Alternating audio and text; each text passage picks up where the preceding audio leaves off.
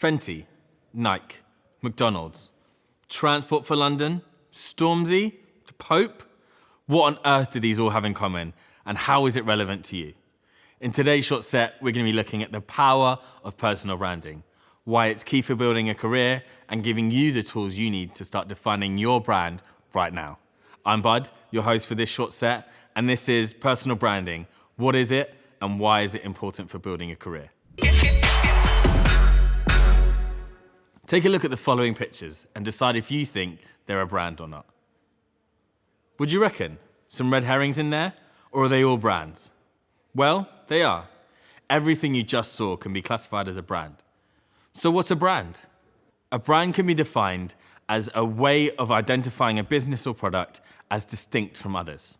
Using that logic, we can define a personal brand as a way of identifying a person as distinct from others. Now you may be thinking that's obvious, you can just look at them and distinguish between them.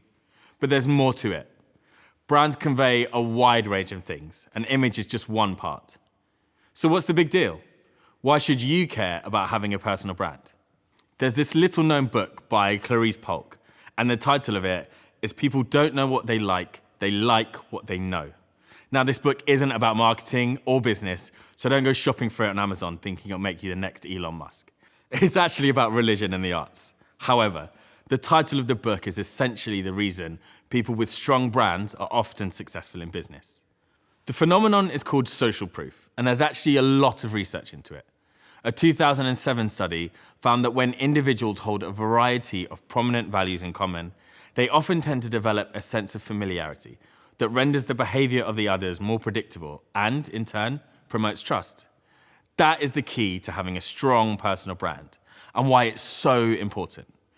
People tend to trust and like what they know, and the best way to convey who you are and what you stand for is a strong personal brand. So let's take a look at an example of a strong brand. Rihanna. Who doesn't know Rihanna? No one. No one. But let's take a deeper look at her brand and its components. Take a minute. Think about what her brand means to you. What are her values or beliefs? What image does she portray? What causes does she stand for? What's her personal history? What projects has she been associated with or created? This all makes up the image of what you have in your head of Rihanna and her brand. To me, Rihanna is a businesswoman who always ensures the projects she works on are aligned with her core values, inclusivity, diversity, and empowerment, just to name a few. I also know that she has her own foundation and is passionate about education. To me, that's the Rihanna brand. Now, that's great for Rihanna, but what about you? How can you start to build your brand, identify and utilize it for your own success? Well, we're going to take a look at the ways in which you can hone in on what your brand is and what it stands for. For this, you'll need something to make notes on. Open up a Word doc, grab a notepad and pen, because we're going to take a journey into how you can create your own brand sheet. To start off with, you need to know who you are. If you don't know who you are, how can you convince others of who you are and to trust you? Have a look at the list on screen now, pause the video if you need to, and start to think about what makes you, you. Do you support any causes? Personally, I'm a strong believer in equal rights. But what about you? Take a few minutes, have a think, pause the video. Once you have all that, we're going to start examining your skills and how you can draw out skills from the experiences you've had in life. When we talk about skills, we're usually talking about one of two types: hard skills and soft skills. Now, hard skills are the things that are easy to measure. They're quantifiable. So GCSEs, A-levels, did you do a short course in French, right?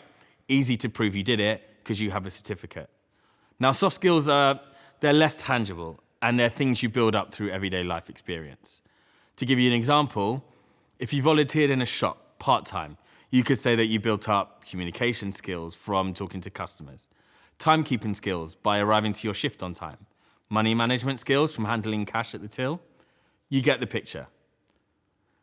Any experience is a skill-building experience, and it's important to always be on the lookout for ways in which you can not only expand your skill set, but develop some of the skills you already possess.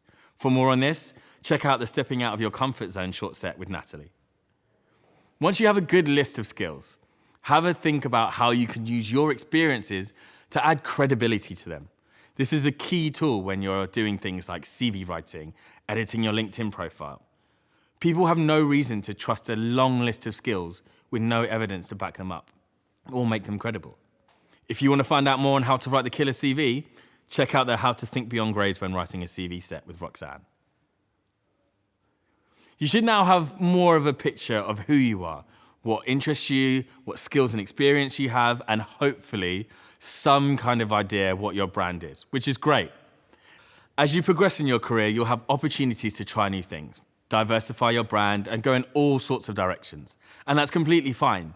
Remember, you define your brand, not the other way around. Think back to Rihanna, all of the different things that she's been involved with. It didn't change who she was or what she stands for. If anything, it showed the world that she is the ultimate boss and will nail anything she sets her mind to. Be Rihanna. Trust me, you're never gonna fail. The same applies to you. No matter what you do, stay true to yourself and your values. If you don't know what your values are just yet, don't panic. You'll figure out what you stand for and what matters to you in time. The important thing to remember is when you find out what those things are, make sure that everything you do aligns with those values. This will get harder the older you get as you take on more responsibility and get influenced by things like money and other people. But if you can, stay true to your values. In branding, consistency is key. If people know that you stick to your values no matter what, they will trust you and your brand. So thanks for joining me to talk a bit about personal branding. I've got a few questions to ask, so if we dive straight in. How would you define your personal brand? Boy, I would say in a nutshell, ambitious, very, Afrocentric, but British at the same time, do you get what I mean? So I've always been proud of my heritage, but, I was born here at the end of the day. So being British and sticking to the identity of what we are, especially within the context of music, is always been a big thing. Yeah, and I'd say ambitious, really, and really believing in the British dream and trying to have an excellence with everything I do. And how do you make sure that the projects you do, the work that you do, stays aligned to your brand and your values? It's a good question. Obviously, I have a team of people, so we all kind of get aligned with what our agenda or our MO is for that year, or, where we're trying to take things. And I guess once we're all on the same page, then that team will, in an amazing way, go out and find brands or partners to work with that kind of align with that. Oh, sweet. And what first inspired your brand identity? I would probably say loads of American rappers, probably. Okay. So, but people that I guess took the business to a different level. So the likes of the Kanyes, the likes of the Jay-Z's, and people that just kind of made it a little bit more about music and made it about other things, entrepreneurialism, fashion, art, all that stuff. And what continues to inspire you and push your kind of brand identity? I guess seeing all the existing brands that I've always grown up on, but at the same time seeing new brands and emerging brands, especially through the internet, because I believe that the internet was a great way for me to build my brand and establish my brand. But just watching, especially in other sectors, brands that have come after in all different sectors, so fashion, beauty, whatever, do you get what I mean?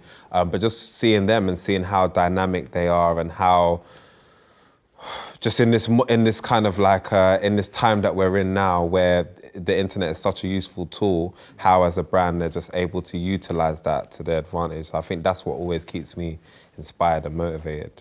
Perfect. Well, thanks for giving us some insight into your brand and what keeps you motivated. That's all we have time for in today's short set. I hope you enjoyed it and gained some new insight into the power of personal branding. You should now have all the tools and information you need to start building your brand. Check out some of the following short sets to learn how and when to utilize your newfound personal brand and build up those super important credits for prizes. For more information on this topic, see the takeaway at the end of the set. And don't forget, check out the Apprentice Nation website for more short sets and webinars, like the Discover Your Best Self webinar with Natalie. I've been your host, Bud. Thanks for joining me, and see you in another session.